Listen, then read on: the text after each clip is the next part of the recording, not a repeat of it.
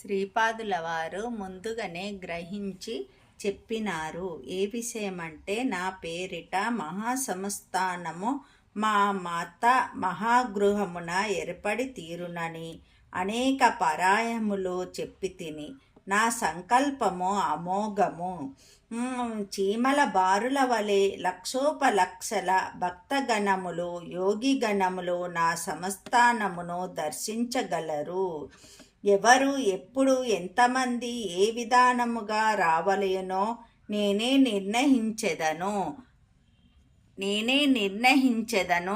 పీఠికాపురం వాస్తవులైనంత మాత్రమున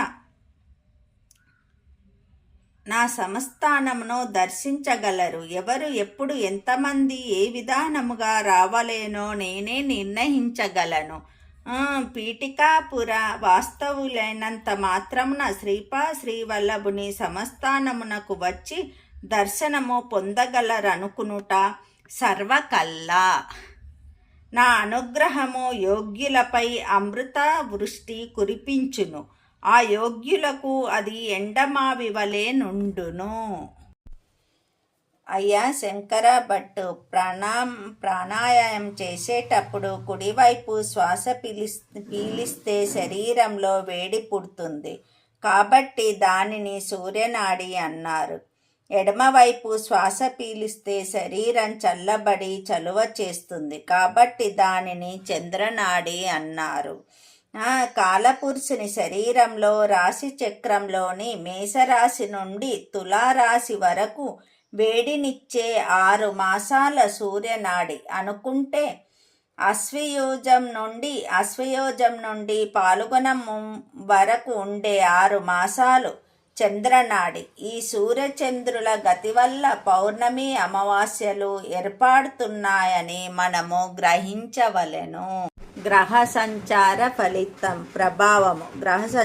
ప్రభావము.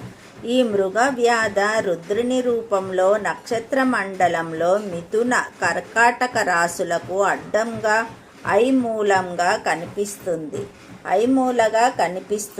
ఈ నక్షత్ర మండలానికి దగ్గరగా క్రూర గ్రహములైన శని, కుజ, రాహులు సంచారము చేసినప్పుడు విశ్వవ్యాప్తమైన యుద్ధములు, ప్రళయములు జరుగును.